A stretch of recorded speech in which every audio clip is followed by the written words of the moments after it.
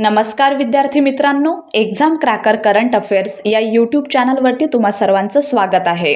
आज आपण बघणार आहोत 25 ऑक्टोबर 2025चे चालू घडामोडीतले टॉप 10 महत्त्वाचे प्रश्न जे सर्व प्रकारच्या स्पर्धात्मक परीक्षांसाठी तुम्हाला उपयुक्त ठरतील।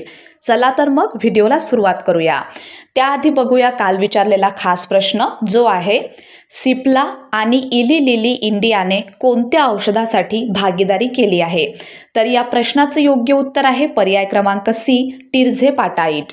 सिप्ला आणि इली लिली अँड कंपनी यांनी टाईप 2 मधुमेह आणि दीर्घकालीन वजन व्यवस्थापनासाठी टिर्झेपाटाइड भारतात यूरपीक या नवीन ब्रँड नावाखाली वितरित व प्रचार करण्याचा करार केला आहे।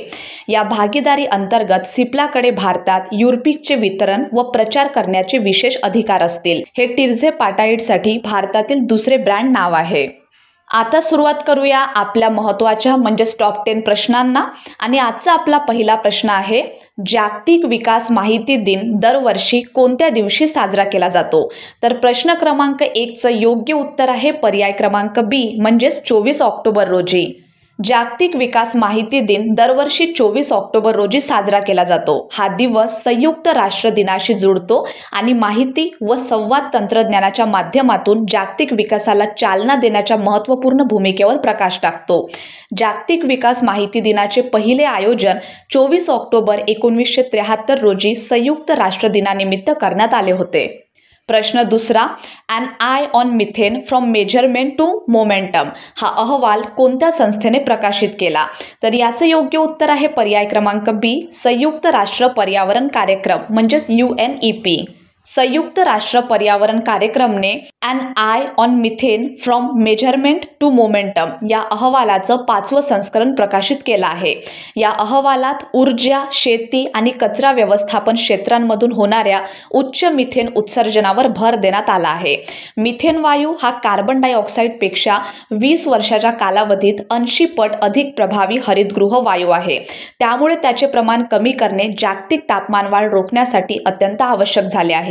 जगातील सुमारे 60% मिथेन उत्सर्जन हे मानवी कृतींमुळे होते। प्रश्न तिसरा आहे ITBP स्थापना दिन दरवर्षी कोणत्या दिवशी साजरा केला जातो। तर याचं योग्य उत्तर आहे पर्याय क्रमांक बी, 24 ऑक्टोबर। ITBP स्थापना दिन दरवर्षी 24 ऑक्टोबर रोजी साजरा केला जातो।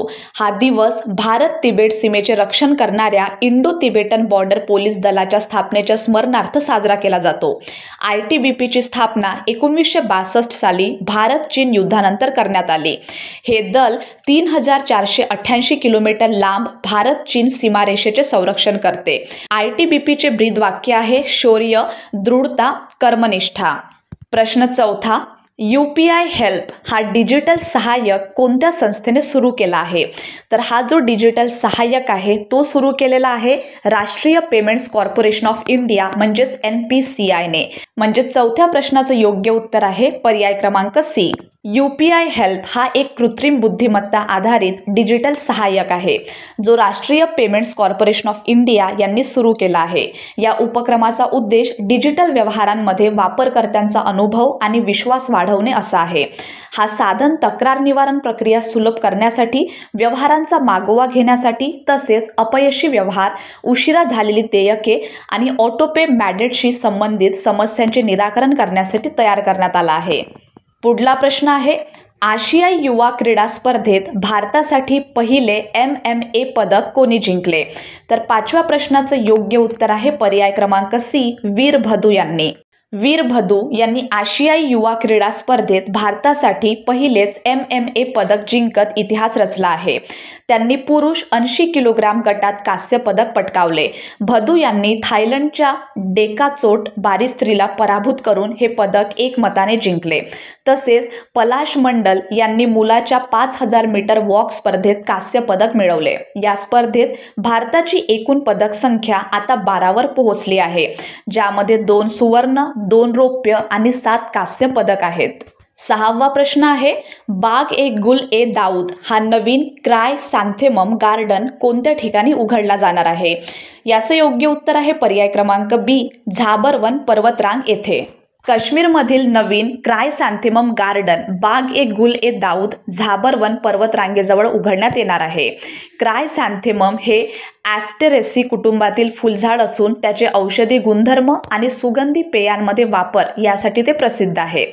या फुलांमध्ये फिनोलिक संयुगे म्हणजेच फिनोलिक कंपाऊंड्स मोठ्या प्रमाणात आढळतात, ज्यामुळे त्यांना अँटीऑक्सिडंट, अँटीमायक्रोबियल, अँटी इन्फ्लेमेटरी आणि अँटी कॅन्सर गुणधर्म प्राप्त होतात. 7वा प्रश्न, पे विथ म्युच्युअल फंड या सुविधेला कोणत्या संस्थांचे पाठबळ आहे?